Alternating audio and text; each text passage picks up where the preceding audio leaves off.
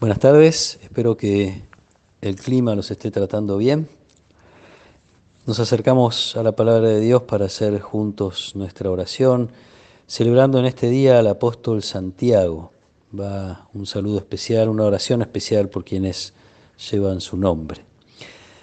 El pasaje que leemos está en el capítulo 20 del Evangelio según San Mateo. La madre de los hijos de Zebedeo se acercó a Jesús junto con sus hijos y se postró ante él para pedirle algo. ¿Qué quieres?, le preguntó Jesús. Ella le dijo: manda que mis dos hijos se sienten en tu reino, uno a tu derecha y el otro a tu izquierda. No saben lo que piden, respondió Jesús. ¿Pueden beber el cáliz que yo beberé? Podemos, le respondieron. Está bien, les dijo Jesús, beberán mi cáliz. En cuanto a sentarse a mi derecha o a mi izquierda, no me toca a mí concederlo, sino que esos puestos son para quienes se los ha destinado mi Padre. Al oír esto, los otros 10 se indignaron contra los dos hermanos. Pero Jesús los llamó y les dijo: ustedes saben que los jefes de las naciones dominan sobre ellas y los poderosos les hacen sentir su autoridad. Entre ustedes no debe suceder así. Al contrario, el que quiera ser grande, que se haga servidor de ustedes, y el que quiera ser el primero, que se haga su esclavo, como el Hijo del Hombre, que no vino para ser servido, sino para servir y dar su vida en rescate por una multitud. Palabra del Señor. La madre de Santiago y Juan aspira a que sus hijos tengan poder, un poder especial en el reino, a lo mejor movida por una cercanía particular que tenían. San Pablo en una de sus cartas a Santiago lo llama el hermano del Señor, alguna familiaridad que le permitía a esta mujer acercarse a Jesús con esa extraña petición. Curiosamente, Jesús también quiere que sus discípulos tengan poder.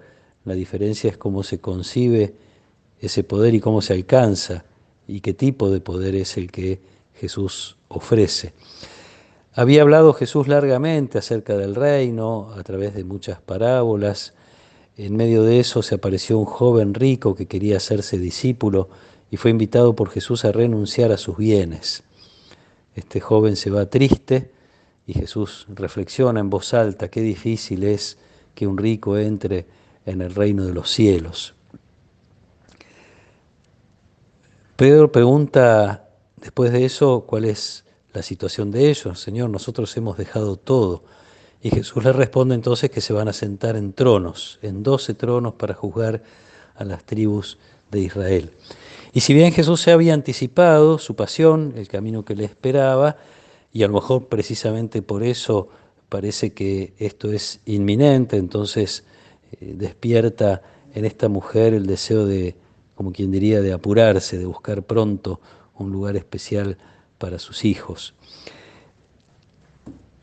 No parecen haber registrado que el camino de Jesús pasa por la pasión, si bien, como digo, ya lo había anunciado, pero había hablado Jesús de unos tronos, entonces ahí entra la posibilidad de alcanzar algún poder especial, de empezar a buscar como beneficios.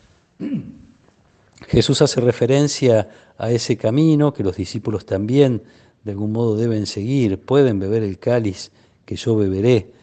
Está invitándolos a compartir su pasión y ellos con esa invitación acceden inmediatamente, podemos, están entusiasmados con el seguimiento.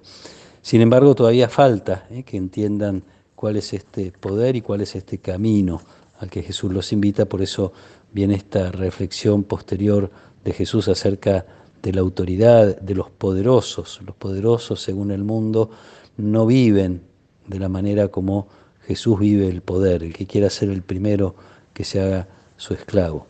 Curiosamente, Santiago, a quien celebramos hoy, es considerado el primero de los apóstoles que tiene que dar la vida, el primer mártir entre los 12. Y de algún modo se ve que entendió el camino que Jesús le proponía, pero en este proceso de seguimiento de Jesús van todavía asumiendo y tratando de comprender un poquito más el camino que Jesús hace, el camino que les invita a hacer. Celebramos a este apóstol que fue tan importante en la evangelización, tan querido especialmente en España, donde se lo venera en su santuario. Y celebramos entonces también su entrega, su generosidad, a pesar del camino que tuvo que hacer para entender este proceso que Jesús ofrece a sus discípulos y que Jesús está dispuesto a dar, y ahí él mismo se pone como ejemplo, como el Hijo del Hombre que no vino a ser servido, sino a dar su vida.